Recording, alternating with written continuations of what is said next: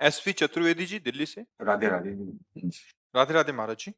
महाराज जी, परिवार में नकारात्मकता हो, घर में कलह हो रही हो, गृह युद्ध जैसी परिस्थिति बन रही हो, तो अध्यात्म के रास्ते पर कैसे आगे बढ़े? वैसे ये चीज तो घर घर में है, हो रही है।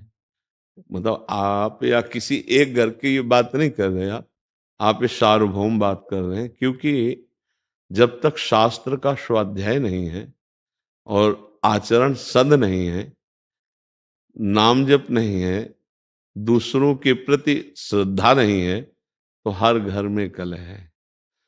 जवान बच्चे बूढ़े माता पिता का जो आदर होना चाहिए अनादर हो रहा है। कुछ बच्चों की मनोभावनाओं को रौंदा जा रहा है माता पिता के द्वारा। पिता भी ऐसे हैं जो पोषण करने वाली वृत्तियों में शोषण कर रहे हैं। तो कई जगह घूम करके अगर बुद्धि को देखा जाए तो धर्म विरुद्ध आचरणों के कारण हर घर में कलह हो रही है। कोई बिरला ऐसा घर होगा जिसमें प्रियता हो, पति पत्नी में प्रियता, पिता पुत्र में प्रियता, भाई भाई में प्रियता। कलह की प्रधानता होने के कारण ये सब अशांति में बदल रहा है। क्यों कलह क्यों होता है? क्योंकि अपनी मान्यता के अनुसार अपने को सुख भोगना है। जहां हमको अपने सुख में बाधा पड़ेगी वहीं कलह हो जाएगा। तो हमें लगता है कि जहां कलह हो वहां अपने को शांत करना सीखे। उनको शांत करने का उपाय करेगा तो क्रोध बढ़ जाएगा और कलह और बढ़ जाएगी। अगर हम अपने को शांत करना सीख लें तो शायद हम कलह से बच जाएं। कलह को तो नहीं हटा सकते क्योंकि बुद्धि अशुद्ध हो रही है। देखो कई बार हम प्रार्थना की है कि जो हमारे नवीन भाई बहन गंदे आचरणों में उतर रहे हैं ये सदगृहस्थ नहीं बन पाएंगे। इसलिए नहीं बन पाएंगे कि हमारी जैसी वृत्ति होती है वैसे ही हमारी वृत्ति पुष्ट भी होती है। जैसे हम आज से शुरू किया 10 बार नाम जप करना, कल करेंगे 12 बार, 15 बार, 18 बार, और हम 2-4 महीने जपें तो अब बिना जप किए हमको अच्छा नहीं लगेगा। लगे ना?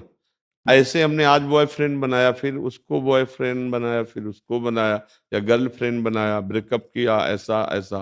अब हमारी वृत्ति वो पुष्ट हो रही ना अनजाने में। वो वृत्ति जब हम गृहस्थ में जाएंगे तो पुष्ट वृत्ति है, अब हमें चैन नहीं पड़ेगी। क्या वो गृहस्थी कलह युक्त होगी या शांति युक्त? विचार करके देखिए। कलह युक्त होगी ना? हाँ। अब हमारी मांगे बढ़ गई, हमारी वासनाएं बढ़ गई, हमारी प्रियता एक जगह रही नहीं, तो कलह तो होगा ही, अशांति तो होगी।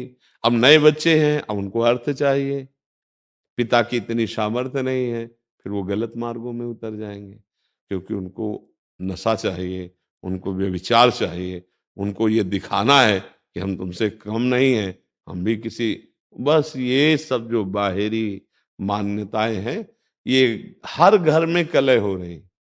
हर घर में कोई वही बकाया है जो थोड़ा धर्म से चलता है, नाम जप करता है और संतों का सत्संग सुनता है, स्वाध्याय करता है, वही बच सकता है। नहीं, हम हर घर का मतलब यहां भी हर घर में कलह हो रही, यहां भी कलह हो रही। मन घसीट रहा है भोगों की तरफ, इधर उधर उधर। कितनी अशांति पैदा की हुई। जरा देखो आप, मान लो आप विवेकवान हैं, बुद्धिमान हैं, तो आप अंदर विचार करके देखिए क्या शांत है? क्या इस घर में कलह नहीं हो रही? ये क्या कलह शून्य हो गया है? अगर कलह शून्य हो गया है तो आनंद में मगन हो जाना चाहिए।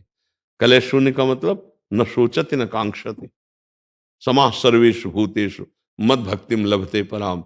न कोई अब सोच है, न कोई चाह रह गई, तृप्त हो गया है, आनंद मगन हो। ऐसा ना इस घर में है और न बाहर है।